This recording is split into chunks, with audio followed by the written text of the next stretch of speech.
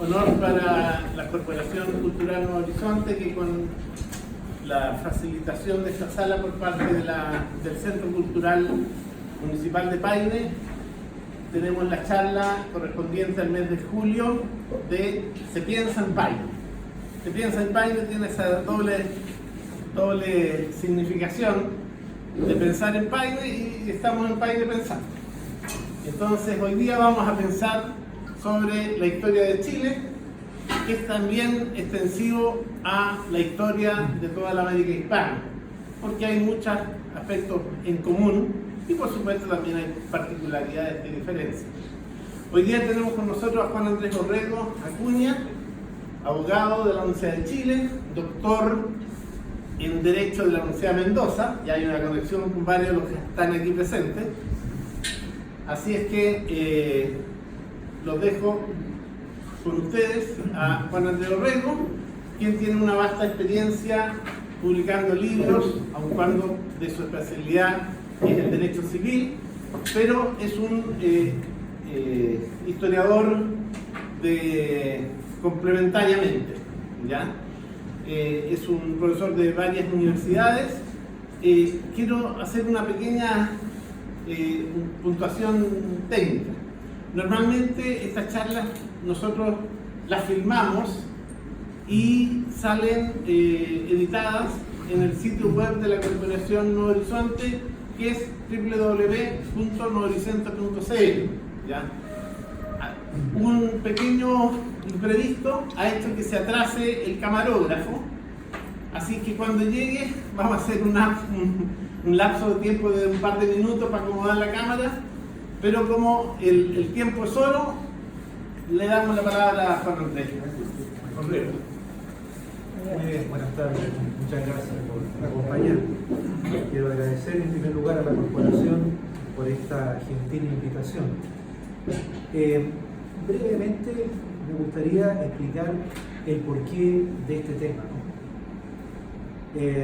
Se trata de recordar algunos hechos fundamentales que dicen relación con la llamada conquista de Chile, ¿no? Por Pedro de Valdivia y sus compañeros, ¿no? Pero esto me parece a mí es una cuestión que vale la pena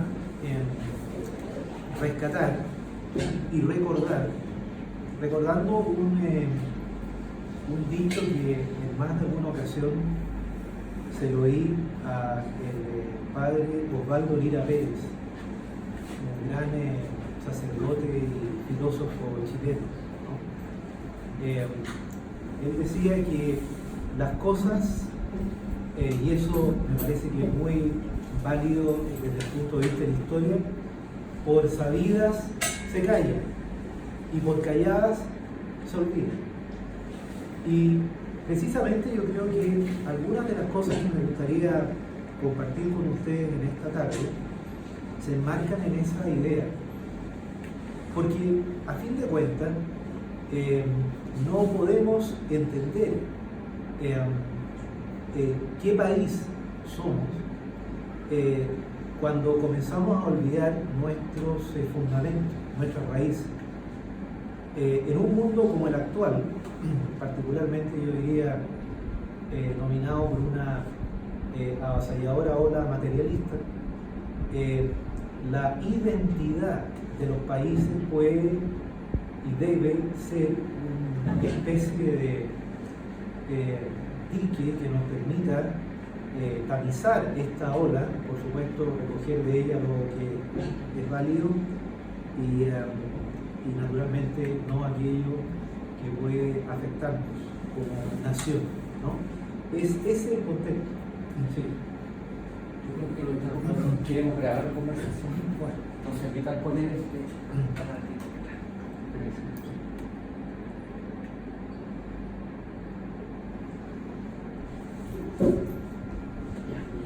Muy bien. Bien, dicho esto, quería darle esta explicación introductoria porque creo que ese es el sentido, ¿no?, de una conversación como la de hoy día en esta tarde. Bueno, partamos diciendo que los españoles que llegan a Chile, encabezados por don Pedro de Valdivia, efectivamente serán los, en mi opinión, fundadores de nuestra nacionalidad, por supuesto, ir progresivamente mezclándose con los pueblos que habitaban estas tierras, los pueblos originarios. Y entonces van a dar nacimiento a un nuevo tipo humano y a una nueva nación. Por cierto, hasta ese momento todos sabemos de que habían instalado a lo largo de lo que hoy día es nuestro país distintos pueblos, ¿no?, que habían llegado a lo largo de los años, más o menos se estima 12, 14, incluso ya se retrocede un poco más, 15.000 años en este proceso de migración de los pueblos que se instalaron en la América precolombina. Pero eran pueblos que vivían cada uno en sus zonas, por supuesto, sin que constituyeran en ningún sentido una nación, ¿no? La nación entonces comienza a surgir cuando los españoles llegan a nuestro territorio y deciden afincarse en él, en un acto evidentemente fundacional. Partamos recordando quiénes eran estos españoles, ¿no? Digamos que se estima que el contingente español que llega al Valle del Mapocho aproximadamente eran de unos 150, no más, 150 españoles. Claro que por supuesto que venían con alrededor de, bueno, ya en el Valle del Mapocho más o menos unos 500 o 600 indios peruanos. Hay una precisión, parte de esos acompañantes formaban lo que ellos denominaban auxiliares, que era una especie como de ejército auxiliar al español, y el resto eran sirvientes, servidores. También hay que destacar que en este contingente hay un español, lo digo tal cual, pero de origen africano, se llamaba Juan Valiente. Junto con él venían otros negros, pero en condición de esclavos, no olvidemos por supuesto el contexto de la época. Y además, los españoles traían, varios de ellos ciertamente, bueno, mujeres con las que se habían unido en el Perú y los hijos que habían tenido con ellos. En esto yo también me detengo un segundo, porque en general el español, y eso hay que subrayarlo, no tenía una visión racista, ni mucho menos. El mestizaje fue un proceso muy evidentemente difundido. Todos sabemos de que en general en los primeros años de la conquista pocas mujeres españolas pasaban a América, pero sin embargo ellos se preocupaban de sus hijos e hijas que habían nacido de estas uniones, y ahí les voy a comentar algunos ejemplos interesantes de cómo no solo fueron reconocidos estos hijos por los conquistadores, sino que varios de ellos alcanzaron lugares muy destacados dentro de la sociedad colonial. Claro, ¿y esto cómo se explica? Se explica porque, en mi opinión, dos eran los grandes valores a considerar como factores de aglutinación en la sociedad de la época. Primero, por cierto, el valor esencial para ellos de la religión católica. Por supuesto, eso es indesmentible. Como digo, no era el factor racial el aglutinador, era el factor religioso. Y en ese contexto, entonces, por supuesto que ellos, bueno, pecadores aquí y al cabo, como todos lo somos, pero intentaban responder de la mejor manera posible a lo que implicaba el nacimiento de hijos fuera de las uniones matrimoniales, intentando ampararlos hasta donde se pudiera, ¿no? Y el segundo gran factor aglutinador, por supuesto, era la lealtad a la corona, ¿no? Eso, creo yo, esos eran los dos grandes pilares que explicaban la sociedad de la época, ¿no? Bueno, desde el punto de vista, comillas, social, de estos 150 españoles, se ha estimado que 122 eran hombres llanos, ¿no? Del pueblo, 122, una mayoría apreciable. 25 pertenecían a lo que se llamaba en la época hidalgos, ¿no? Habían dos caballeros notorios, así lo llaman los textos. Los caballeros notorios eran en realidad los únicos que tenían derecho a anteponer a su nombre la partícula don, ¿no? Aquí en Chile lo usamos entre todos, ¿no? Pero en su uso primitivo los españoles eran muy cuidadosos. Fíjense que don Pedro de Valdivia, ahora lo podemos calificar así, no podía firmar como don Pedro de Valdivia, sino hasta que fue confirmado como gobernador de Chile, ¿no? Para dar un ejemplo. Los únicos dos que llegaron en el contingente español eran don Francisco Ponce de León, que se quedará en Chile y de él descienden miles de chilenos, y don Martín de Solier, de trágico final, porque formó parte de una conspiración a los pocos meses de llegar el contingente al Valle del Mapocho, promovida por un personaje que varios recordarán quizás de sus lecciones de historia, don Pero Sancho de la Hoz, que fue un conspirador permanente, y bueno, don Martín de Solier lamentablemente se vio inmiscuido en este intento de sublevación en contra de Valdivia y fue ajusticiado. Claro que era, puesto que era noble, pidió el derecho a morir no en la horca, sino que decapitado, ¿no? Detalle que no sé si, la verdad, pues, pero era un privilegio, ¿no? Morir en esas condiciones. Bueno, junto con ellos, como digo, no podemos dejar de destacar estos centenares de indios peruanos que acompañaban al contingente español, ¿no? El total de los españoles de este contingente de 150, hay registro que alrededor de la mitad, 77 para ser más preciso, dejaron descendencia en Chile. Es un dato no menor, ellos son los llamados genearcas, ¿no? Los fundadores de los linajes, donde yo les aseguro que probablemente todos o casi todos los que estamos acá tenemos líneas de descendencia. Después les voy a leer ahí algunos ejemplos que son bien sorprendentes desde este punto de vista de lo que sería la, comillas, gran familia chilena. De ahí que los historiadores y genealogistas que han estudiado estos temas digan que efectivamente en Chile somos todos parientes, ¿no?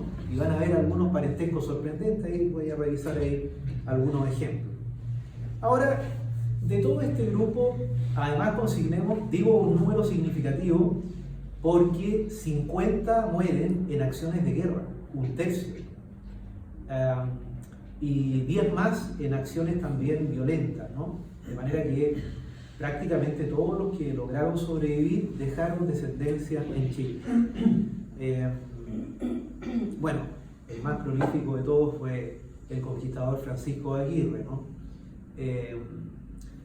Tuvo en total 3 hijos matrimoniales y bueno, se le atribuyen, ¿no? Yo no sé hasta qué punto, pero al menos es fama, en la época era fama decirle que había dejado 50 hijos naturales. Por supuesto que se le levantaron cargos, ¿no? Entre otras cosas por esta vida, bueno, digamos, desordenada, pero tuvo una respuesta que me parece que fue genial, ¿verdad? Que hizo que finalmente fuera absuelto de estos cargos. En cuanto dijo, sí, que él reconocía que tenía todos esos hijos, que por supuesto, por lo tanto, había faltado a la ley divina, pero por otro lado, no es menos cierto que eran todos cristianos. Y por lo tanto, él había servido a Dios dejándole a 50 buenos cristianos, frente a lo cual el tribunal lo absolvió, ¿no? Interesante. Tuvo un buen abogado. Bueno, ahora, de los 150, con la sola excepción de don Pedro Valdivia, los demás, incluyendo a los que podíamos considerar como hidalgos, eran más bien hombres pobres, ¿no? Prácticamente todos habían participado en distintas expediciones en lo que hoy día es el Perú y Bolivia, ¿no? Algunos venían, por supuesto, habían pasado por Centroamérica, todos, ¿no? Normalmente los españoles llegaban a lo que hoy día es Santo Domingo, por supuesto, la isla La Española, después llegaban al actual Panamá y de ahí bajaban hasta el Perú. Todos, digo, más bien pobres, no habían logrado esto que buscaban en América desde el punto de vista del bienestar material, salvo don Pedro de Valdivia. Ahí vamos a hacer un comentario acerca de él, porque él era rico, a diferencia del resto de sus compañeros, ¿no? Ahora, sin embargo, son muy raros los casos de este contingente de españoles que, habiendo obtenido en América una situación de riqueza interesante, resolvieron regresar a la madre patria. Fueron casos muy excepcionales. Incluso hubo algunos que regresaron a España y luego retornaron a América, ¿no? Porque ellos ya se sentían en verdad parte de una nueva nación, ¿no? Que como era, por supuesto, lo que hoy día entendemos por Chile, ¿no? Ahora, hay que explicar también que el paso de los contingentes españoles a las Indias, a América, se explica también por el siguiente fenómeno. En lo que hoy día es España, en el siglo XIV, comienza un proceso en el cual los reyes, recordemos que los reinos españoles todavía no estaban, por supuesto, unificados, comienzan a consolidar su poder frente a la nobleza repartida a lo largo de los territorios de la península. Y en consecuencia, a medida que el poder de los monarcas aumenta, por supuesto que va decreciendo el poder de los señores feudales. Incluso hay un proceso por el cual los monarcas castellanos impulsan la demolición de las fortalezas que estaban erigidas en lo que hoy día es Castilla, León, etc. De ahí viene el nombre, ¿no? Castilla, por la cantidad de pequeñas fortalezas que se habían construido en los siglos previos. Y, como digo, de debilitamiento del feudalismo. ¿Pero qué implicó esto? Que entonces esta nobleza rural se desplaza a las ciudades, que comienzan a aumentar su poderío económico. Y al desplazarse, entonces se crea en la mayoría de las ciudades españolas una situación que era bien odiosa en general. Por supuesto, para la condición más modesta. Me refiero a lo siguiente, ¿no? En las ciudades se estableció la obligación de pagar un tributo, impuesto, ¿no? Una especie de impuesto a la renta, que se llamaba pecho, así se le denominaba, para quienes no acreditasen ser hijodalgos, hijos de alguien, ¿no? de la nobleza española. Los nobles no pagaban impuestos, los que no lo eran tenían que pagar. Y además de ello, esta nobleza rural comienza a apoderarse de los cargos en los cabildos, en los consejos de la ciudad, que hasta ahí había estado en manos más bien de una naciente burguesía, ¿no? Bueno, frente a un escenario como este, entonces muchos españoles que pertenecían al Estado llano vieron una oportunidad, cuando comienza el proceso de conquista americana, de ir a un escenario donde estarían libres del pago de este impuesto, porque efectivamente en América no se replicó este sistema, ¿no?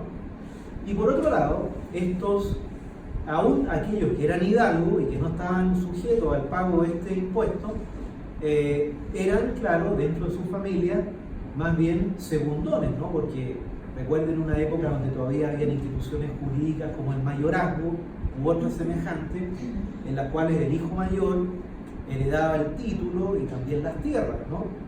Bueno, y a esto sumémosle un tercer factor, que fue, por cierto, el factor de la reconquista, ¿no? No perdamos de vista que, coincidentemente, el mismo año en que Colón llega a América sin saber que era un nuevo continente, culmina, así lo podríamos decir, el llamado proceso de la reconquista en la península, en que los cristianos comienzan a avanzar, ¿no? Desde el sur, desde el norte de España, perdón, hacia la zona central y la zona sur, empujando, ¿no?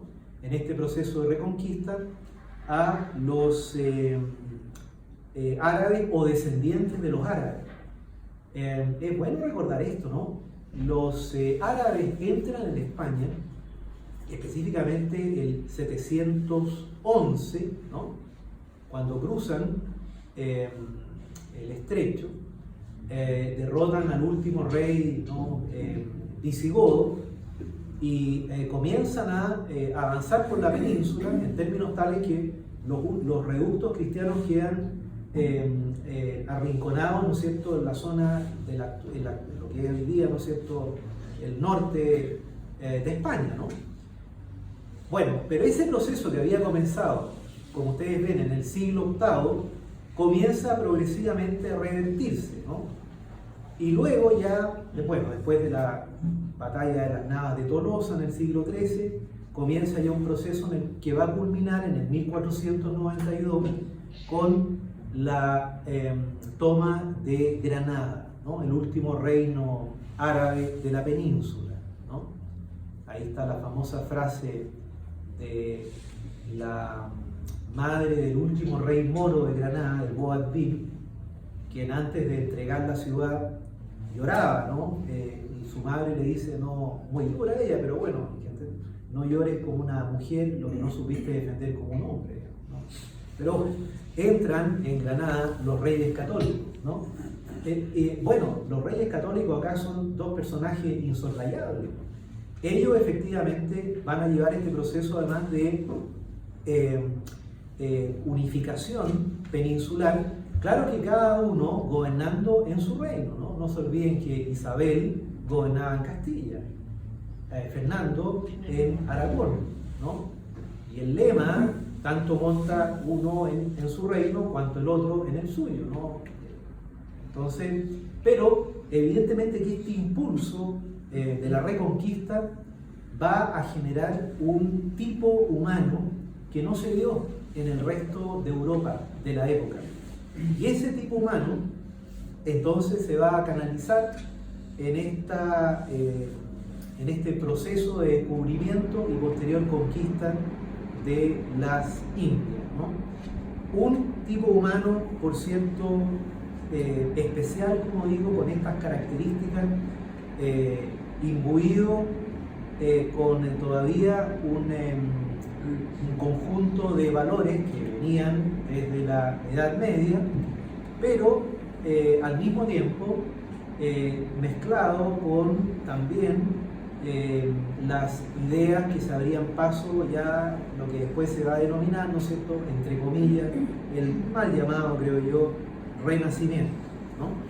Bueno, ese es el tipo humano que va a llegar a América y en particular a nuestro país. Ellos serán los que se van a radicar en nuestro país, darán origen a nuestra nacionalidad Y será frecuente, como les decía, que se unan a mujeres amerindias, ¿no? de estas tierras. Se produjo ahí un fenómeno, ¿eh? La mayoría de las hijas nacidas en estas uniones fueron reconocidas, no así todos los varones, ¿eh? Y desde el punto de vista de la formación de la sociedad chilena, las hijas se van a mantener en las familias más destacadas de la colonia y los hijos mestizos, casados después y con la descendencia que van a tener, van a generar la llamada, lo que podríamos entender como gran clase media chilena, ¿no? Déjenme darles un ejemplo interesante de este fenómeno. Fíjense, don Francisco Martínez de Vergara. Francisco Martínez de Vergara no llegó con el contingente inicial en diciembre de 1540 al Valle del Mapocho. Él era uno de los socio capitalista a don Pedro Valdivia, ¿no? Le prestó dinero a don Pedro Valdivia para que éste pudiera completar el aprovisionarse debidamente con armas, ¿no es cierto?, caballos, etcétera, para ya iniciar el avance hasta Chile. Bueno, don Francisco llegó a Chile 3 años después, en 1543, llegó en el navío del capitán García de Villalón, que es el hecho que salvó la conquista, ¿no? Por lo que vamos a comentar en unos minutos. Bueno, adquiere rápidamente tierra en el país, liquida su sociedad con don Pedro de Valdivia, había aportado 9.000 pesos de oro de la época, fue un arbitraje, una especie de solución jurídica, solo se le reconocieron 5.000, pero algo recuperó. Pero ¿por qué lo quiero citar?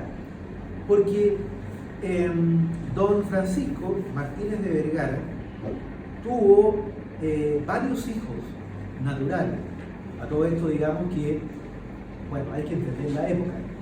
Las mujeres españolas, que eran sus legítimas mujeres, habían casado con ellas en la península, no venían a América inmediatamente con los conquistadores, sino que después de algunos años ellos, ¿no es cierto?, mandaban a buscar, ¿no? Las mandaban a buscar. Bueno, pero en el intertanto se desordenaban un poco estos conquistadores, sí, ¿no? Pero en el caso de don Francisco Martínez, fíjense que, bueno, una de las hijas que tuvo, la tuvo con una india, doña Mariana, ¿no? Se le llamaba cacica de Chacabuco, pero al parecer no era tal. Bueno, y de esta unión nace un hijo, Gonzalo. Gonzalo no fue legitimado por don Francisco, pero sin embargo alcanzó una destacada posición dentro de la sociedad colonial y él se casa en 1616 con doña Teresa de Ahumada y Córdoba.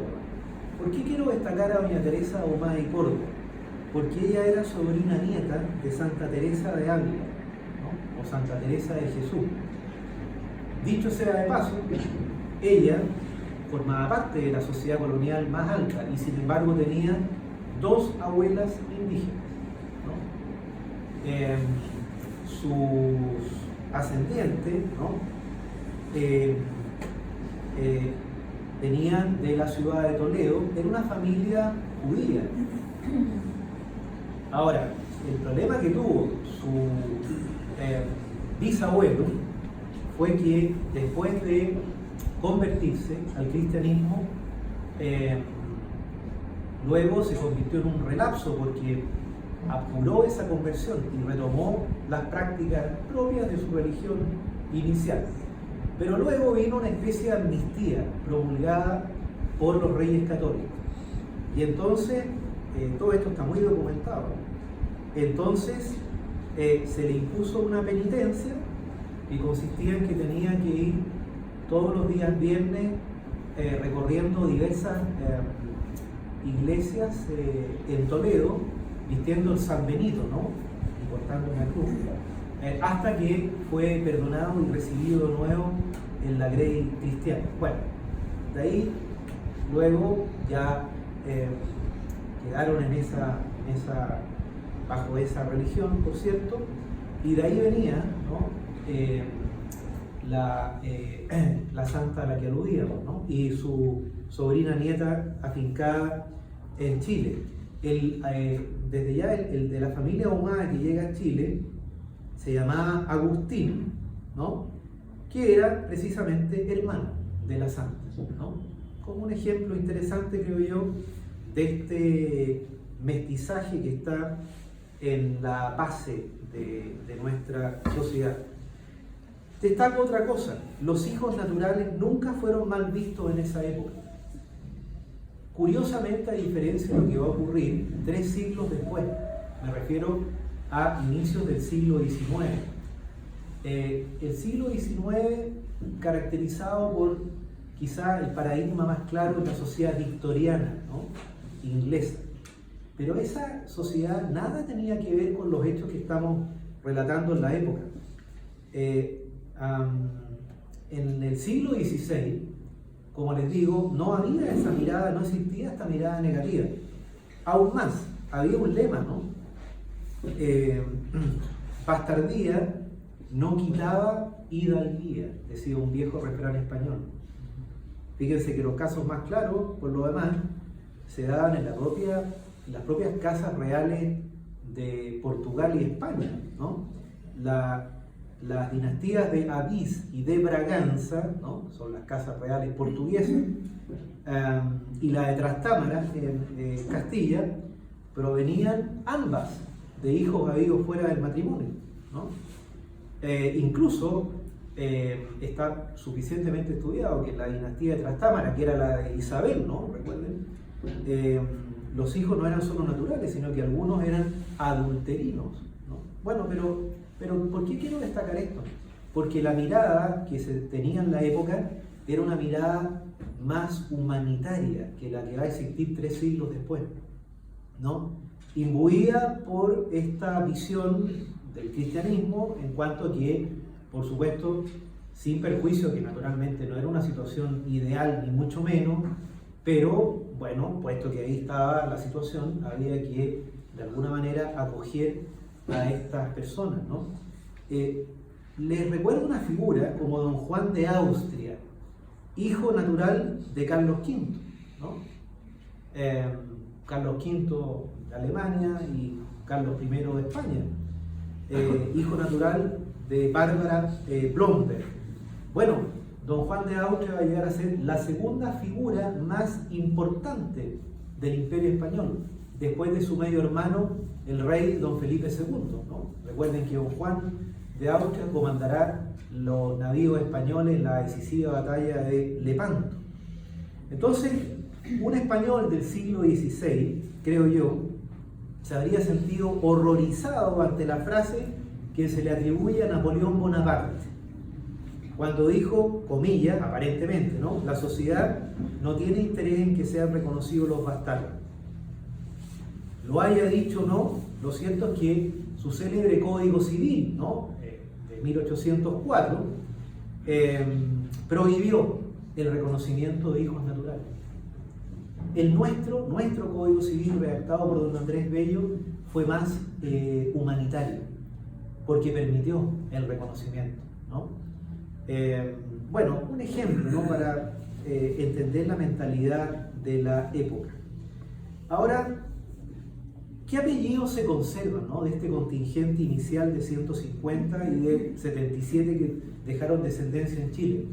Fíjense que solo 5 apellidos por línea de varón, hasta nuestros días, está registrado la genealogía hasta nuestros días, son Aguirre, bueno, no era menos por la cantidad de Cisternas, Cuevas, Jofré y Riveros. Ahí está. Todos los demás que dejaron, los otros 72 que dejaron descendencia, se proyectan a nuestros días, hasta nuestros días por línea femenina, ¿no? Bueno, esta aristocracia, comillas, de la conquista, ¿no?, se comenzará a repartir por el territorio de lo que hoy día es Chile, ¿no es cierto? Pero recuerden que hay un hecho muy importante y muy doloroso, por cierto, en la época. Me refiero al llamado desastre de Uralaba, ¿no?, en el año 1598, a orillas del río Lumaco. Ya estamos hablando, por supuesto, como ven ustedes, de 50 años después de la llegada de los españoles, cuando el gobernador de Chile, don García Óñez de Loyola, otro apunte interesante, sobrino de San Ignacio, ¿no? Fíjense cómo curioso, como de alguna manera a Chile fueron llegando estas personas vinculadas a estos personajes tan importantes, ¿no es cierto? Bueno, don García Óñez de Loyola, que entre paréntesis estaba casado con una princesa inca, ¿no?, doña Bárbola,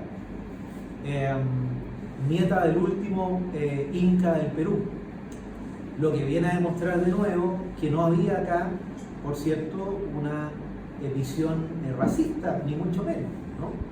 Bueno, fue sorprendido en la madrugada por las huestes mapuche. Cometió el error, se confiaron, no eran más de 200, y se confiaron y no pusieron guardias nocturnas. Murieron todos, incluyendo al gobernador, salvo 2 españoles, y algunos indios auxiliares también huyeron, y fueron ellos los que relataron el desastre. Y de hecho, uno de los 2 españoles que sobrevivió pasó varios años cautivo, ¿no? Bueno, pero aquí voy con esto. A raíz de este desastre, bueno, se pierden las llamadas ciudades del sur, ¿no?, del sur de la línea del río Biobío, ¿no?, lo que hoy día corresponde a Osorno, ¿no?, Cañete, Villarrica, Valdivia, ¿no?, etc. La Imperial, por supuesto. La Imperial estaba destinada a ser en un momento la capital del Reino de Chile. Bueno, deben ser abandonadas progresivamente. Los últimos españoles resisten a duras penas y terminan por abandonar estas ciudades 3-4 años después del desastre, hacia el 1603 ya terminan por abandonarla. Solo logra resistir un enclave en Chiloé, en el Castro, donde los indios eran más pacíficos y bueno, en la misma condición insular les permitía defenderse mejor. Después se va a recuperar Valdivia, varias décadas después, pero como ustedes recordarán, el resto de las ciudades no se pudo recuperar, salvo el fuerte de Arauco, que estaba más cerca, ¿no es cierto?, del mar. El resto no se recuperará sino ya en la época de la República, ¿no? Bueno, entonces esto va a originar que los conquistadores y sus descendientes van a terminar afincándose en lo que hoy día naturalmente sería la zona central del país, ¿no?, desde el Biobío hacia el norte, primero hasta La Serena y después hasta Copiapó. Ese era nuestro país, ¿no?, en aquella época, y el actual territorio de la Araucanía permaneció férreamente en manos mapuche. Yo acá quiero destacar algo, ¿eh?, que hay que decirlo también. El mismo canto épico de la Araucana, ¿no?, de don Alonso Ercilla y Zúñiga. Bueno, Ercilla llega a Chile con don García Hurtado de Mendoza, ¿no? Estamos hablando ya de 20 años después de la llegada de Valdivia. Valdivia ya, por cierto, ha muerto el 24 de diciembre de 1553, murió, bueno, heroicamente en Tucapel. y hacia 1557 más o menos llega don García Hurtado de Mendoza. Y con él un numeroso contingente de españoles que pertenecían, muchos de ellos también, a la alta nobleza española, entre ellos don Alonso de Ercilla. Eran jóvenes, un poco también irresponsables. Tuvo un duelo Ercilla con otro compañero, y fue tal el enojo de don García Hurtado de Mendoza que los condenó a muerte, y gracias a la intervención de los sacerdotes que estaban con ellos, los perdonó, pero obligó a Ercilla a abandonar el reino. Pero alcanzó a empaparse de esta tierra de guerra, ¿no?, tan difícil, tan especial, y escribió esta obra, ¿no es cierto?, magnífica, que es en el fondo una obra destinada esencialmente a destacar la valentía del pueblo mapuche, ¿no? Porque había episodios en toda América donde se podía destacar el heroísmo de los españoles, desde México, ¿no es cierto?, hasta nuestras tierras.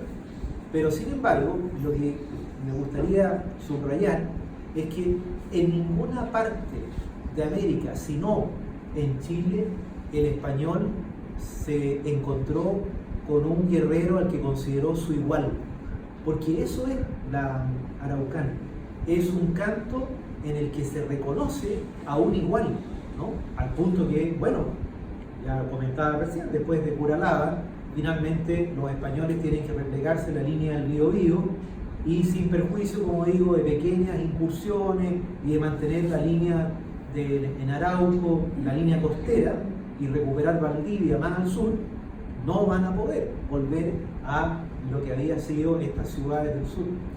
Entonces vuelvo a destacar esta idea, ¿no? El reconocimiento al heroísmo de un pueblo. Ese es el otro gran vector. Por un lado, el vector de este conquistador español y su descendencia en América, ¿no? Por otro lado, el vector mapuche, que va a ir aportando los elementos propios de nuestra nacionalidad, ¿no? Algunos comentarios breves acerca de don Pedro de Valdivia, ¿no? Él nace, no hay claridad exacta acerca del año de su nacimiento, en torno a 1500. No la hay porque recién en el 1515 la corona de Castilla y León ordena a las distintas parroquias desperdigadas, ¿no es cierto?, en el territorio de la península, les ordena comenzar a llevar un registro de los bautismos, solo en 1515. Por lo tanto, previo a aquella época, solo por las referencias que daban los propios conquistadores, se puede más o menos deducir el año en que habían nacido. De pronto ni ellos mismos lo sabían, ¿no? Eran obviamente aproximaciones. Pero él tuvo una destacada participación primero en la península, combatiendo en los ejércitos imperiales, ¿no?, de su señor, de Carlos V. No olvidemos que en la época, en Europa, se produce una colisión, un enfrentamiento entre los dos grandes poderes de la época. Por un lado, el poder imperial, afincado en España esencialmente, cuando Carlos V, ¿no es cierto?, asume como rey, y por otro lado, el rey Francisco de Francia. Y va a comenzar una guerra, ¿no?, muy enconada entre estos dos grandes poderes europeos.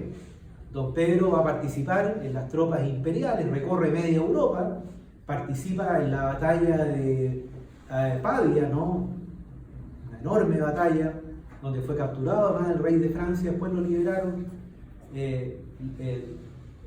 Don Carlos V lo libera bajo la promesa de que no seguiría la guerra. No la cumplió, ¿no?, como era de prever.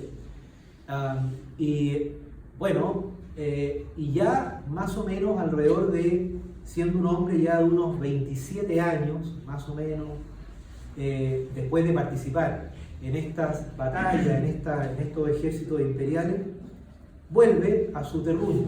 Don Pedro había nacido en la región de Extremadura. Si uno ve el mapa actual de España, ¿no es cierto?, verá que, dicho obviamente para que tengamos nada más que una ubicación, Extremadura está precisamente en el extremo de la península, junto a lo que hoy día es Portugal, ¿no? A la izquierda, digamos, al sur y a la izquierda, ¿no? Al lado de Extremadura, ahí comienza ya toda la región de Andalucía. Esto es interesante también decirlo, la mayoría de los conquistadores españoles que llegan con Valdivia eran españoles del sur de España, ¿no? Sur oeste de España, extremeños, andaluces fundamentalmente y por supuesto castellanos también. Muy pocos vascos o navarros llegaron en las primeras épocas y eso tiene una explicación, lo conecto con lo que les comentaba hace un rato. Resulta que el impuesto del pecho no se pudo imponer en los señoríos del norte de España porque ellos gozaban de privilegios otorgados por los monarcas en los siglos anteriores. Los vascos, los navarros rechazaron cualquier imposición de tributo y eso hizo que ellos tuvieran inicialmente poco interés en embarcarse en la aventura americana, ¿no? A diferencia, como decía, de los que vivían en la zona del centro y del sur de España que tenían que enfrentar esta situación tan odiosa, ¿no? Bueno, don Pedro vuelve a su terruño, se casa con doña Marina Ortiz de Gaete. Doña Marina descendía de una familia de la también baja nobleza española y acá quiero detenerme con un dato que creo que es interesante. Mire, no hubo hijos de este matrimonio. Sin embargo, cuando Pedro de Valdivia envía en busca de su mujer, ¿no? Porque bueno, la corona le ordena, le dice: usted ha sido ya designado gobernador de Chile, tiene que ordenarse, ¿no? Todos sabemos que su compañera en América había sido Inés Suárez, hoy día conocida como Inés de Suárez. La verdad es que no tenía la partícula que podía identificarla como perteneciente a una familia hidalga, no lo era. Una mujer muy heroica, con una entereza impresionante. Ella se había casado en la península con un soldado llamado Juan de Málaga. Don Juan de Málaga, o Juan de Málaga, porque no era don Juan de Málaga, se vino a América a la conquista del Perú y la dejó sola ya, hasta que se aburrió ella de una frase que vivir como viuda con marido vivo y decide por lo tanto venirse a América a buscar a su marido, que era esto, que aquí vinieran a pasarlo bien. Bueno, llega a Lima, en esa época Ciudad de los Reyes, y se entera que su marido está combatiendo en la zona del Cusco. Llega al Cusco y se entera que su marido ha muerto, ¿no? Y se supone, algunos creen que en Panamá, otros en el Cusco es donde conoció a don Pedro Valdivia. Bueno, la cuestión es que cuando es ya confirmado Valdivia como gobernador de Chile, la corona le dice: manda a buscar a su señora. Así que tuvo que hacerlo, ¿no? Y ella emprende viaje a Chile, pero lamentablemente al arribar a Panamá se entera que su marido, el gobernador de Chile, ha muerto asesinado, muerto en la batalla, en el combate de Tucapel, ¿no? Gaspar de Orense, que había sido enviado por el Cabildo de Santiago a dar noticias a la corte, le relata estos hechos y le muestra parte de los legajos que llevaba. Hay una parte ahí que no, obviamente ha sido muy duro para ella, porque hablaba que en el relato que se le llevaba al rey se decía que a don Pedro lo habían tenido vivo durante 3 días y se lo habían ido comiendo vivo de a poco. Yo no creo que haya sido así, ¿no? Pero claro, imaginen el impacto para ellos. Pero aquí voy. Resulta que ella cuando llega a Chile, ella decide seguir, no regresa a España, bueno, llega a Chile, llega con un número importante de parientes. Desde ya, 2 hermanos y una hermana. Y 2 primos hermanos, un primo hermano y una prima hermana. ¿Por qué les comento esto? Porque resulta que, y no exagero con esto, cientos de miles de chilenos descendemos de estas personas. Miren, solo a título de ejemplo, porque los números son la cantidad es enorme, pero solo para que tengan una idea. Uno de sus hermanos, Diego Ortiz Nieto de Gaete, casado con Leonor de Estrada Cervantes. Por ejemplo, ¿quiénes descienden de este matrimonio? Bueno, por ejemplo, Patricio Elwin Osócar, un actor, ustedes son muy jóvenes, la mayoría no se van a acordar de él, pero Emilio Gaete, un actor famoso en nuestra televisión. Bueno, un cantante, José Alfredo Fuentes, ¿qué les parece? El sacerdote Luis Eugenio Silva Cueva, la escritora Isabel Allende, don Carlos Casanueva, que fue rector de la Universidad Católica, Pontificia Universidad Católica, Juan Gómez Milla, rector de la Universidad de Chile, Raúl Silva Enrique, a modo ejemplar.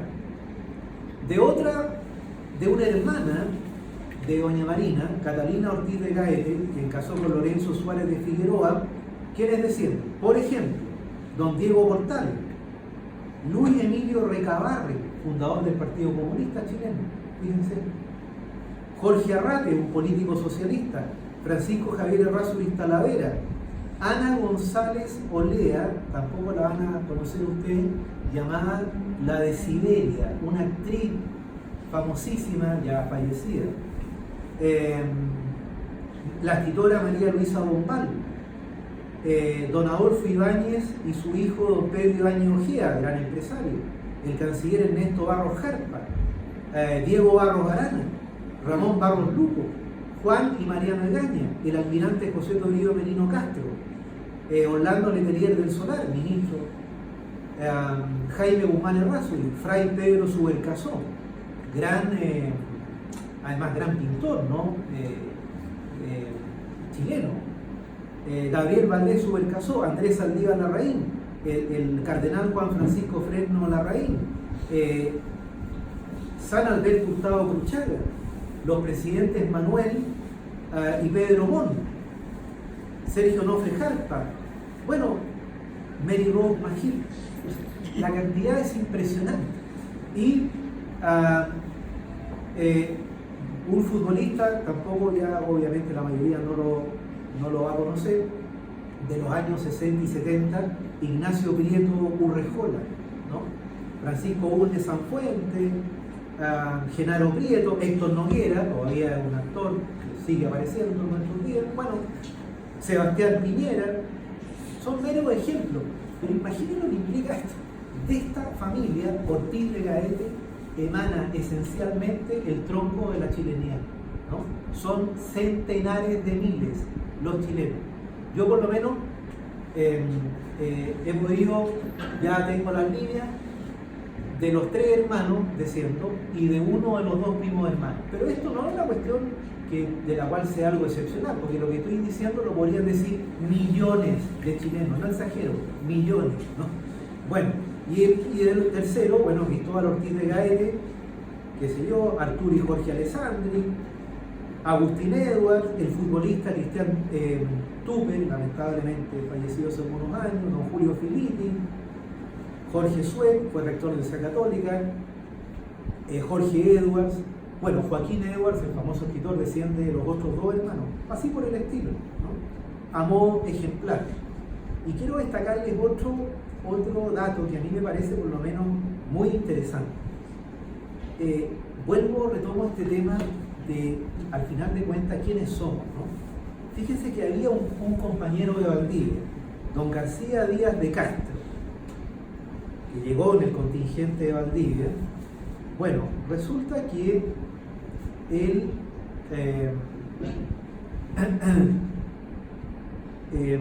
se casó con otra india peruana, también sobrina del rey Inca del Perú, y tuvo una hija, Catalina de Castro, ¿no? Bueno, que se casó con don Gaspar de Medina. Pero ¿por qué quiero destacar este caso?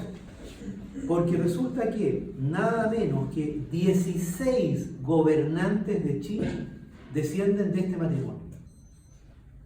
Don Mateo de Toro y Zambrano, don José Miguel Carrera y Verdugo, Manuel Montt, Federico Rázuri Sañarto, Federico Rázuri Echaurren, Germán Riesco Rázuri, Ramón Barros Luco, Domingo Santamaría González, Jorge Montt Álvarez, Pedro Montt, Aníbal Pinto Garmendia, Emiliano Figueroa Larraín, Jorge Alessandri Rodríguez, Eduardo Frei Montalva, Augusto Pinochet Ugarte y Eduardo Frei Goitag. ¿Qué les parece? Todos ellos tienen en su origen, entonces, en sus genes, parte de la familia incásica, ¿no? Digo esto porque pronto a veces como que nos queremos, comillas, blanquear, ¿no? Digamos las cosas como son, hay una cierta mirada, ¿no? Pero es ridículo eso, ¿no? Y para la sociedad colonial era un signo de distinción. Piensen en el caso, muy conocido por todos, ¿no es cierto?, de doña Catalina de los Ríos y Lispergué, ¿no? Pues bien, doña Catalina descendía de un alemán que llegó en el contingente de don Pedro Valdivia, ¿no?, de apellido Blumenthal. Pero él, al llegar acá, españolizó su apellido como Flores y se casa con doña Agueda, que era hija del cacique de Talagante. En este caso, ¿no?, una familia indoamericana chilena, entre comillas, en la época, ¿no? Pues bien, son los abuelos de doña Catalina de los Ríos y Lispergué, ¿no? La llamada Quintrala, que yo creo que ha tenido mala prensa, no creo que haya sido tan mala como se nos ha descrito. Ahora, es cierto, tampoco parece que era un techado de virtudes, tenía su temperamento, su carácter, pero yo creo que se exageró respecto de ella. Bueno, pero ¿a qué voy? La familia en la colonia más socialmente más prominente, ya un poquito después de la época de la conquista, me refiero siglo XVII, es la familia Lispergué, que venía de esta unión entre este alemán. Bueno, no es raro que hayan pasado alemanes en la época, no se olviden que don Carlos V era de origen flamenco, pero su lengua materna era alemana, ¿no? Yo no sé, miren, alguna vez me lo relataron, ¿no? Es posible que sea cierto. Se dice que cuando llega don Carlos V a España, llegó con un conjunto de flamencos, alemanes, etc. Y en las ceremonias ellos hacían un gesto de este tipo. Así, se tomaban el bigote y la barba cuando estaban rezando. Y repetían la expresión bigot, que aparentemente aludía como por Dios, ¿no? Y de ahí viene la palabra bigot. Es muy posible. Un ejemplo interesante, ¿no?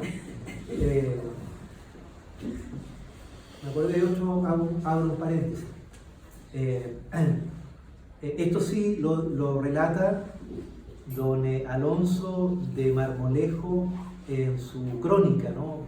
Soldado de los primeros de la conquista de Chile. Habla del origen de la palabra bizcocho, ¿no?, que aludía al pan cocido 2 veces, bizcocho, cocido, bis 2 veces, que era un pan que lo cocían así para que les durara varios días en las campañas militares. Realmente estas cosas interesantes que, del idioma, ¿no? Bueno, en definitiva, Valdivia, estamos en el año 1539.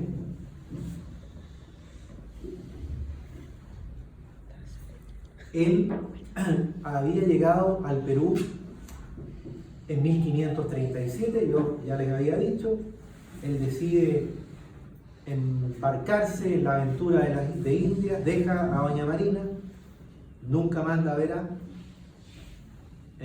ni retornará tampoco a la península.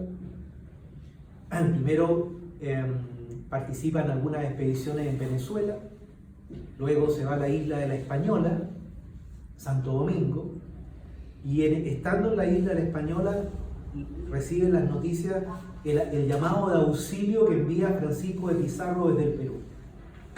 ¿Por qué?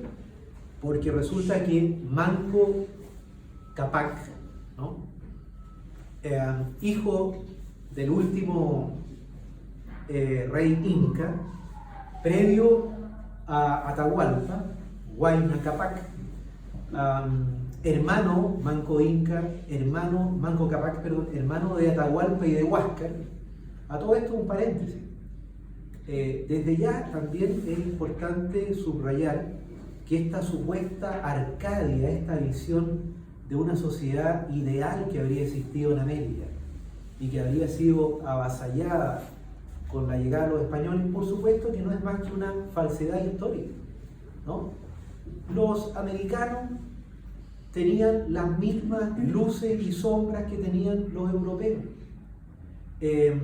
Pero no por ello los vamos a condenar, porque evidentemente tenían una cultura fruto de siglos, claro, una cultura en la cual hay registros, por ejemplo, de que en algunos días hubo miles de sacrificados en los templos en México, ¿no?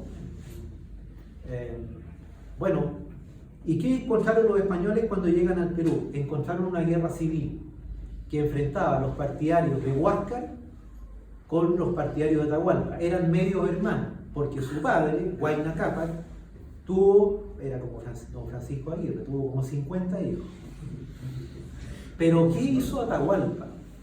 Atahualpa era hijo de una princesa, comillas, ecuatoriana. Huáscar, en cambio, una peruana. Y Atahualpa se hace con el poder y comienza sistemáticamente a asesinar a sus hermanos. Estas cositas de repente hay que recordarlas, ¿no? No quiero con eso decir que el español era mejor que el americano, pero lo que quiero expresar es que el americano tampoco era mejor que el español. Eran todos seres humanos con sus grandezas y sus debilidades, ¿no? Sus luces y sus sombras. Bueno, la cuestión es que Manco Cápac se subleva y sitia el Cusco, donde estaban los hermanos de Francisco Pizarro, Gonzalo, Juan y Hernando, eran 4.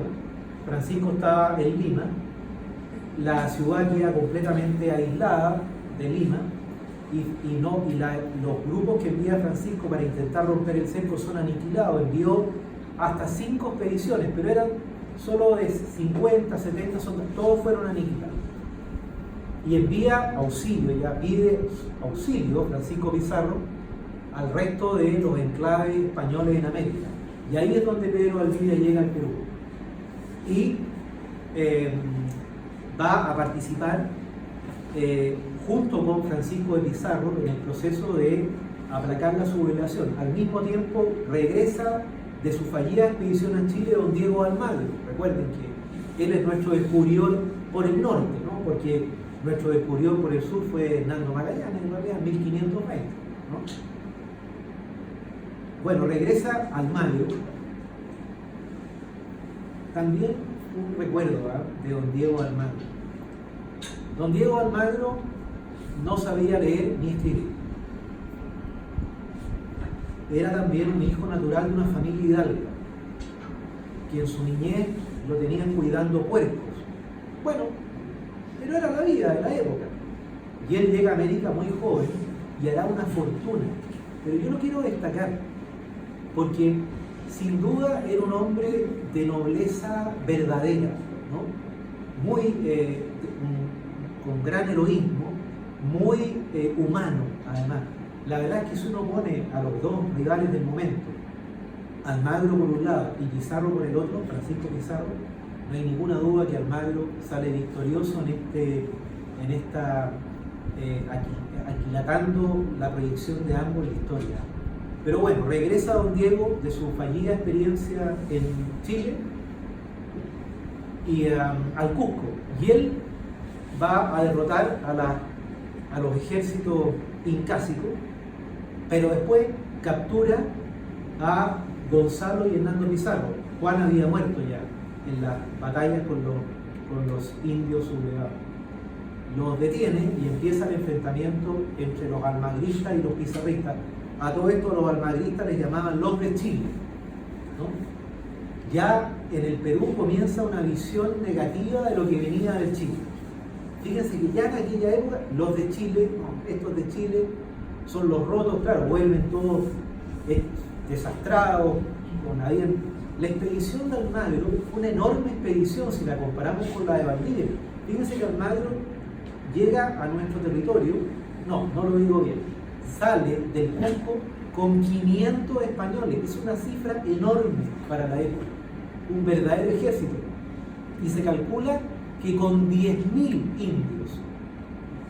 Pero sabemos las penurias que pasan porque eligieron mal la ruta, ¿no? Se fueron abriendo desde lo que es el Cusco hacia Bolivia, norte de Argentina, y cruzan después hacia Chile por el paso de San Francisco, en el norte, ¿no?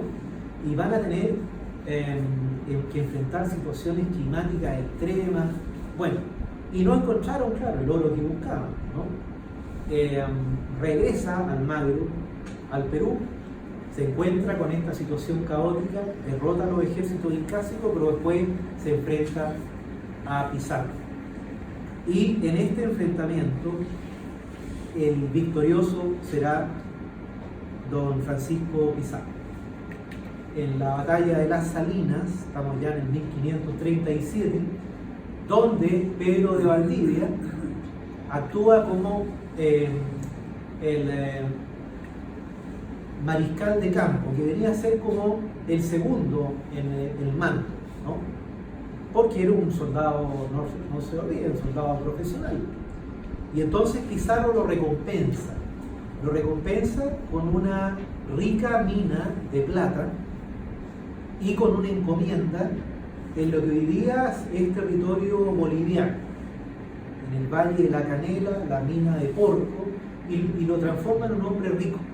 Valdivia ya en ese momento podría haber dicho, ya estamos 1537, para la época tenía precisamente 37, 38 años, para la época ya era un hombre mayor, ¿no? Él podría haber en ese momento dicho, hasta aquí llegué, voy a llamar a mi señora, por supuesto, y viviré el resto de mis días en mis posesiones americanas. O podría haber vendido lo que tenía y regresado a la península. ¿Por qué no lo hizo? Bueno, quizá por lo mismo que lo impulsó a venirse a América, por ese anhelo, ¿no?, de dejar un registro en la historia. No, por lo tanto, porque también quiero subrayar esto, la cuestión económica obviamente que era importante, para todos es importante, pero no era lo decisivo. Él buscaba otra cosa. Al final lo que va a encontrar es la muerte, ¿no? Pero sí logró su lugar en la historia. Y entonces le dice a Pizarro que le autorice para llevar a cabo la tarea que Almagro no culminó. Pizarro, cuando lo oye, no lo podía creer, ¿no? Hay registros de la época, dice, pero ¿qué le pasa a Valdivia? Enloqueció.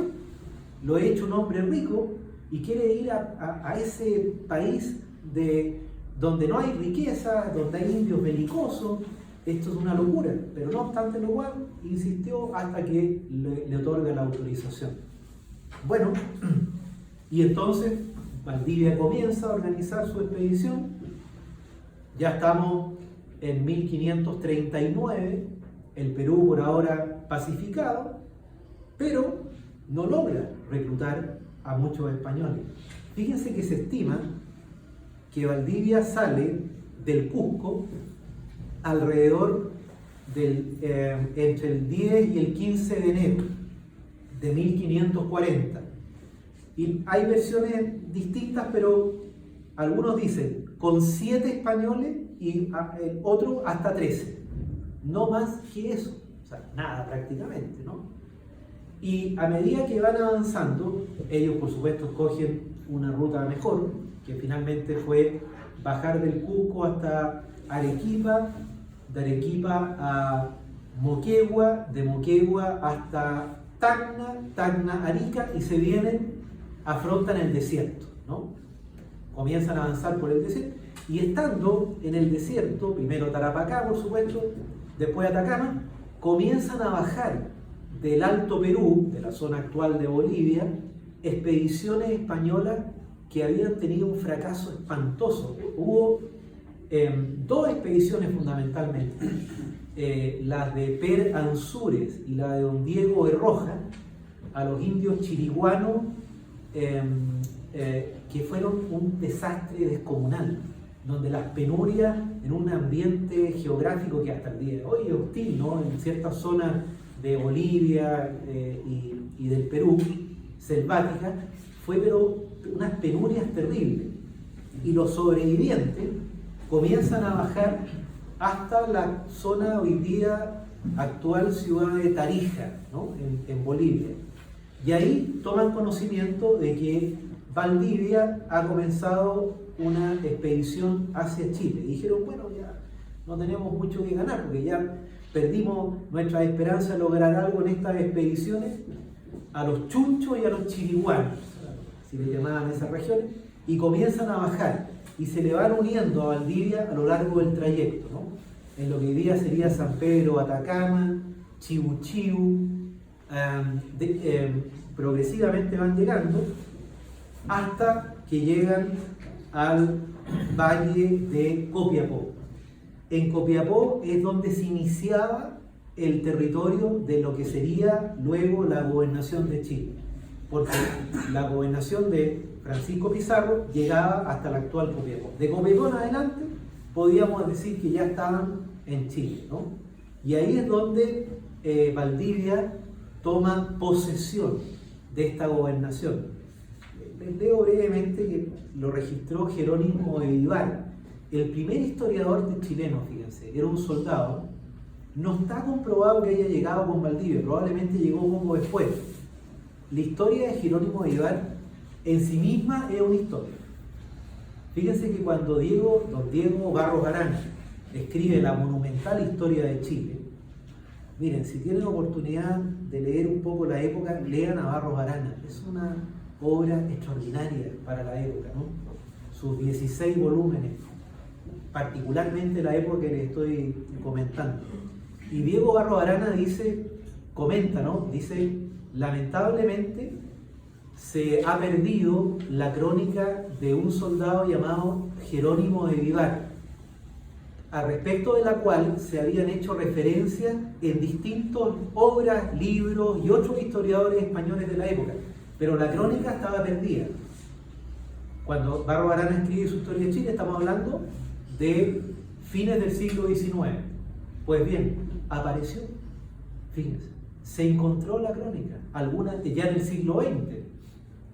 Y un hispanista estadounidense fue el que, a través de un estudio paleográfico, la transcribió, ¿no? Bueno, y entonces es sin duda el primer historiador de Chile. Su crónica estuvo, por lo tanto, durante 3 siglos y medio perdida. Y fue encontrada en una biblioteca, fíjense. Una cosa notable. Bueno, y él describe, ¿no?, la toma de posesión en Copiapó, ¿no? Y relata más o menos, ¿no?, en los términos en que dice don Pedro de Valdivia, con su adarga en el brazo izquierdo, o sea, su escudo de cuero, y su espada en la mano derecha en alto, realiza una proclama y desafía a quien quiera venir a discutirle que esta es una tierra conquistada para su majestad católica, ¿no? Y relata él que Valdivia avanza hasta una explanada, imagínense esa imagen, ahí Valdivia con el escudo y la espada en la otra mano, y dice, que venga aquí el que me desafíe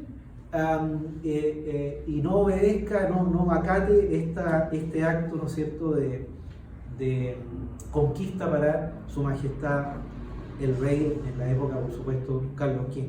Bueno, también lo pueden ver, la obra de Jerónimo de Vivar está disponible en internet. Si ustedes en memoria chilena la pueden bajar completa, ¿no? La edición que se hizo en Chile, hay una edición del año 1950 y tanto, tiene en una parte la manuscrita, que, o sea, hay que ser un experto en paleoescritura para ir por un lado, y a la derecha está la versión, digamos, transcrita, muy interesante, ¿eh? Bueno, la cuestión es que se llega al Valle de Copiapó, ¿no? Ya estamos en octubre del año 1540, y ya estamos, fíjense, de enero a octubre, ¿no? De enero partieron en el Cusco, octubre en Copiapó. Hay que entender la época, es una columna más que avanzaba, como les decía, con varios centenares de personas, animales, niños, etcétera, ¿no? Mujeres. En Copiapó ya tienen una primera resistencia fuerte de los indígenas, pero fíjense que hasta ahí solo un soldado español había muerto, de apellido Rodríguez. Y desde Copiapó, donde van a salir a fines de octubre, porque la toma de posesión, donde Valdivia nombra al territorio como Nueva Extremadura, ¿no? En homenaje a su terruño, ¿no? Bueno, de ahí hasta el Valle del Mapocho, donde van a llegar en el día 13 de diciembre de 1540, morirá otro soldado español en los enfrentamientos. Y esto ya porque cuando la columna llega a lo que se conocía en la época como el Valle de Chile, el Valle de Chile corresponde al Valle de la Concagua, ¿no? Al actual Valle de la Concagua. ¿Y por qué tenía este nombre, el Valle de Chile? Era el nombre que le pusieron los indios que acompañaron a don Diego Almagro. Y la palabra Chile, bueno, ustedes saben que hay varias versiones, pero yo creo que esta me parece que puede ser la más fidedigna. Vendría de una expresión que empleaban los indios peruanos para, que era esta, ¿no? Les leo, ancha Chile, que quiere decir gran frío, porque aparentemente cuando don Diego Almagro llegó al Valle de la Concagua en 1536, enfrentaron un invierno muy riguroso. Por cierto que los inviernos de hace 3 siglos o 3 y medio eran mucho más rigurosos que los actuales, ¿no? Y entonces quedó esta expresión ancha Chile aludiendo al valle, y aparentemente después por corrupción el vocablo quedó como Chile y después como Chile. Parece ser, de todas las versiones, me parece que puede ser la más históricamente fidedigna, ¿no? El recuerdo que todavía había quedado de estos indios auxiliares de don Diego de Almagro. ¿Qué ruta que siguieron, desde Copiapó hasta el Valle del Mapocho? Bueno, llegaron a la zona de Coquimbo. Digamos que en Coquimbo se produjo un hecho bien grave, porque cerca de, voy a ver ahora porque ya estamos casi, en Coquimbo cerca de 400 indios huyen, abandonan la expedición. En parte porque ya cundía la idea de que iban a venirse a morir de hambre a estos territorios, y en parte porque se van dando cuenta estos indios peruanos que los indios de esta zona eran muy belicosos, Fíjense, 400 a esta altura acá era la mitad del contingente de indios que les quedaba. Habían partido con prácticamente 1000 desde el Cusco. La mitad huyó en lo que hoy día es Coquimbo. Pero bueno, siguen adelante. ¿Y qué ruta van a tomar? No avanzaron por lo que hoy día sería, digamos, la autopista que va bordeando el mar, digamos, ni mucho menos. Sino que, por así decirlo, ¿no?, se desvían hacia la ruta del interior, que era el antiguo camino inca, ¿no? Entonces van cruzando por Vallenar, obviamente La Serena, Ovalle, con Barbalá y Yapel, eran todos pequeños caseríos, lugares, ¿no? Salamanca, Petorca, Putaendo, San Felipe, y desde ahí entran a la actual, obviamente, cuesta de Chacabuco y llegan al valle del Mapocho. Estamos entonces en diciembre, 13 de diciembre de 1540, y precisamente porque ese es el día de Santa Lucía, ¿no? Ellos deciden rebautizar el peñón que se llamaba Huelén, Dolor, en Mapudungun. Probablemente el nombre, ¿no es cierto?, se debía a que había registro, por lo que les relatan los indios del valle, del Mapocho, de sacrificios humanos que habían ocurrido en algunas épocas, no muy frecuente al parecer en Chile, como a diferencia de México, por ejemplo, pero al parecer hubo algunos, de ahí el nombre Cerro del Dolor, Cerro Huelén. Pero como digo, llegaron el 13 de diciembre, entonces lo rebautizan como Santa Lucía por la santa que había muerto mártir el año 304 después de Cristo, con las persecuciones del emperador Diocleciano. Lucía, que significa luz para el mundo, ¿no? Interesante, como un hecho simbólico. El cerro, el más simbólico de la ciudad de Santiago, donde se funda Santiago y por lo tanto, creo yo, se pone la primera semilla de la nacionalidad, significa luz para el mundo. Interesante la etimología. Bueno, y entonces es en ese momento cuando comienza, reitero, y ahora vuelvo a las palabras iniciales, comienza lo que hoy día podemos denominar la nación chilena. Cierro con estos últimos comentarios. Vendrían todavía penurias muy graves, muy severas, ¿no?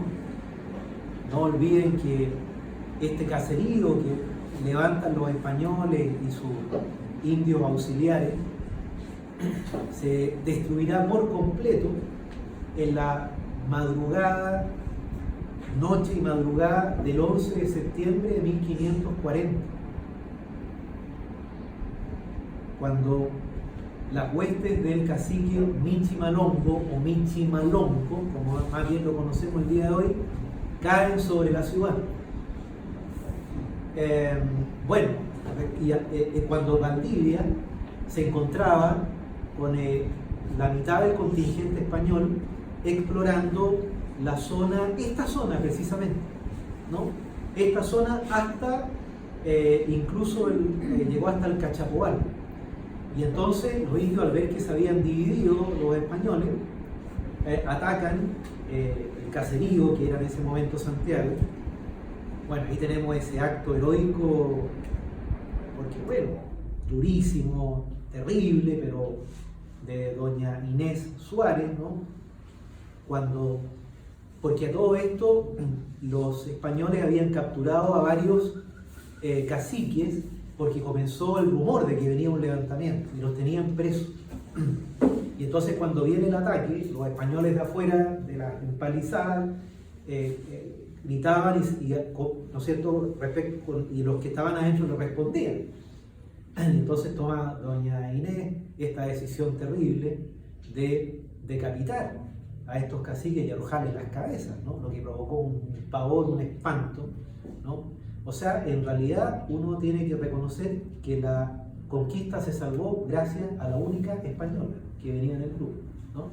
Fue tal el pavor que provocó esto que los indios retroceden ¿no es cierto?, en un momento, y ahí los españoles, los pocos que quedaban en condiciones, salen, no hablamos de más de 30 o 40 jinetes, y abren las puertas, ya la ciudad prácticamente destruida, y salen y acometen a las huestes y los empujan hacia el río Mapocho, un Mapocho que era distinto al actual, por supuesto, ¿no? Y salvan la ciudad.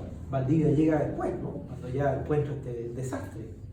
No se olviden que poco antes, en agosto, los indios habían dado muerte a un contingente alrededor de 16 españoles que estaban en la explotación de los yacimientos del estero de Marga Marga, ¿no?, en lo que hoy día cerca de Quillota, y luego atacan también a otro grupo que estaba en la desembocadura del río en lo que hoy día es Concón, donde estaban construyendo un bergantín para poder comunicarse con Perú.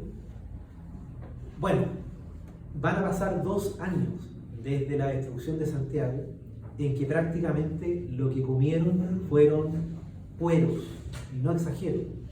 Se salvaron unas pocas fanegas, de la medida de volumen de trigo, se salvaron unos pocos chanchos, unas pocas gallinas, en un ambiente muy hostil, por cierto, y van a transcurrir 2 años, desde septiembre de 1540, 2 años y fracción, hasta 1543, cuando llegue el barco de García de Villalón a el actual Valparaíso, y poco antes retornó Alonso de Monroy, que fue enviado por Valdivia al Perú en ayuda, ¿no? Monroy fue enviado con un contingente de 5 soldados españoles. 4 fueron asesinados en Copiapó, en su viaje de ida.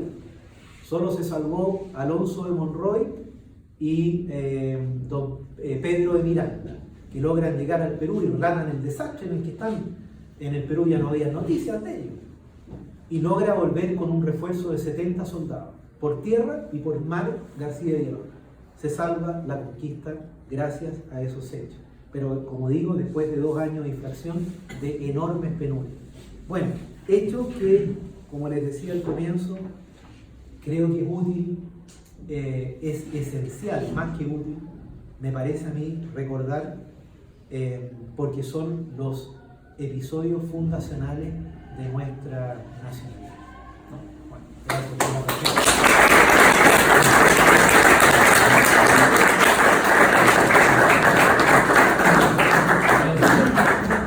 Agradecemos al profesor Orrego por esta disertación tan interesante, y antes de dar pie a algunas preguntas, quiero hacer una consulta. Aquí dentro del público asistente hay personas de distintos países. ¿De cuáles países vienen? ¿Argentina? Sí, Paraguay. Paraguay. Paraguay. ¿Y? Y de Chile. Argentina, Paraguay y Chile. Sí.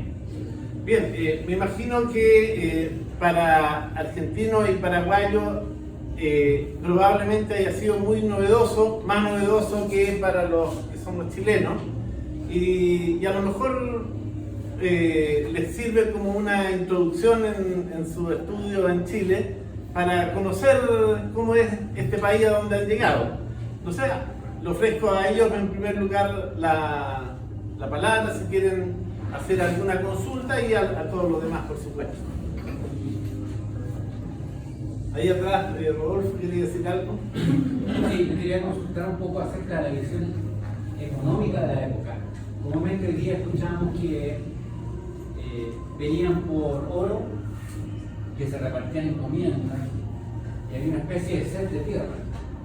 Pero yo me pregunto, estamos a mediados de 1500, donde no hay revolución industrial, donde no hay puertos, donde no hay tecnología. ¿Con qué expectativas económicas reales y con qué posibilidades reales de enriquecerse llegaron los españoles acá? Sí, efectivamente. Bueno, digamos que, por cierto, la posibilidad de encontrar oro, pues, plata, evidentemente que era una cuestión fundamental desde ese punto de vista, ¿no? Pero también estaba la tierra, ¿no? La posesión de la tierra. El fenómeno de la encomienda, que también está desvirtuado, ¿no? Pero la encomienda en su concepción originaria implicaba una carga, un deber muy importante para el conquistador español, porque se le encomendaba a indios, no para que los explotara. Hubo obviamente casos, ¿no?, de lamentable explotación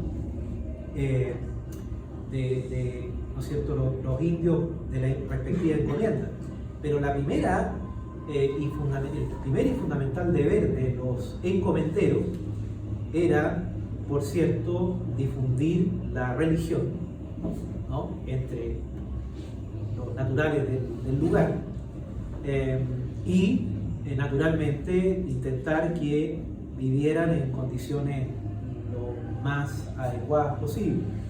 Pero claramente, por supuesto que era una época difícil, con enormes sacrificios, ¿no? Con, claro, el trabajo de la tierra, una sociedad sin duda modesta desde la óptica, desde la mirada actual, ¿no es cierto? Pero no obstante lo cual, imbuida por esta energía especial, que me temo no es la característica de nuestros días, que les permitía sobrellevar todas estas penurias, ¿no?, estas situaciones tan difíciles, ¿no?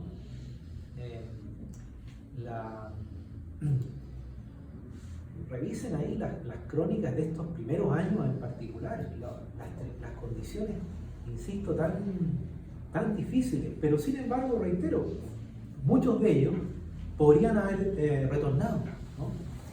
Ahora es cierto, algunos lo quisieron hacer. Estuvo este episodio en que Pedro Valdivia tomó un, comillas, préstamo forzoso de algunos españoles que querían regresar, volver a la península. Entonces los hizo ir a Valparaíso con todos sus bienes, el oro, la plata que tenían, y le dijo: vamos a almorzar primero acá, y él se embarcó y después mandó de vuelta a don Francisco de Villagre. Les dijo: el gobernador se va, ustedes se quedan acá, y porque necesitamos este dinero para salvar la conquista. A casi todos se les devolvió su dinero. Hubo un episodio sí triste, que fue del primer escribano chileno. El escribano, notario, digamos, ¿no?, de apellido Pinel. Pinel ya era un hombre mayor para la época, ¿no? Cuando llega a Chile ya era un hombre de 50 años, edad inusitada. La mayoría de los conquistadores chilenos tenían en torno a 22, 24 años. ¿Qué se explica? A los 22, 23 años enfrentar una aventura como esta. La gran mayoría tenía esa edad. Él no. Y fue tal, él quería retornar a España porque llevaba ya suficiente dinero para que sus dos hijas, entregarle una dote a sus dos hijas y que se casaran. Y fue tal el dolor que experimentó que entró una depresión y se ahorcó. Y la viuda, que vivía en Granada, siguió pleito. Unos primeros juicios en la época de la colonia. Demandó a Valdivia, a Jerónimo Alderete, que era el tesorero, y a otros más. Finalmente, lamentablemente, no fallaron en contra de ella. Pero bueno, es un ejemplo, pero lo que voy, condiciones muy sacrificadas, muy duras, lo que hace que uno, por lo tanto, redoble su admiración por esto. Faltó unos ruegos que la defendían. Bueno, pero es que ese llegó algunos años después. ¿Alguna pregunta paraguaya o argentina?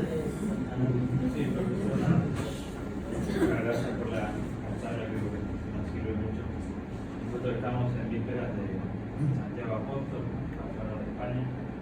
Creo que marca y ahí se ve ese espíritu español, como se ve por la conquista, por la evangelización.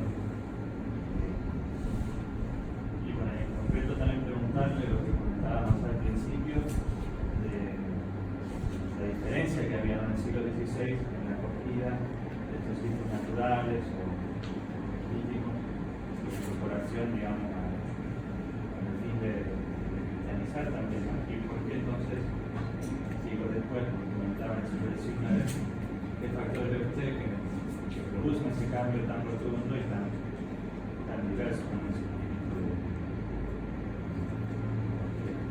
Sí, es interesante ese fenómeno que se generó, porque yo insisto, nunca en los siglos precedentes existió esta mirada peyorativa, negativa para los hijos que nacían fuera del matrimonio. Fue un fenómeno que yo diría tiene su origen, creo no equivocarme, como una de las derivaciones de la Reforma. Yo creo que por ahí uno puede comenzar a rastrear en sus expresiones más radicales, como por ejemplo el calvinismo, ¿no? Donde la mirada se torna una mirada más dura respecto a estas situaciones. Y por lo tanto eso explica que finalmente la llamada época victoriana, donde todo esta visión termina por consolidarse, haya ocurrido más bien en los reinos o territorios luteranos, calvinistas. Ahí yo creo que puede estar la explicación, ¿no es cierto?, esta visión que va a terminar por finalmente influir sobre el resto del mundo de la época ya en el siglo XIX. Creo que ahí, al abandonarse esta visión católica, de su palabra primigenia, ¿no es cierto?, de universalidad, de acogimiento, de incorporación, y dirigirse a estas visiones propias del calvinismo, ¿no?, y otras semejantes que pueden explicar, yo creo, esa diferencia. Y una punta a propósito de Argentina y Paraguay, que digamos desde ya que en Paraguay, me pueden corregir si creo no equivocarme, cuando se funda Asunción, los españoles que la fundaron también fueron al tiempo aniquilados por la tribu, ¿no es cierto?, muy belicosas también de la zona.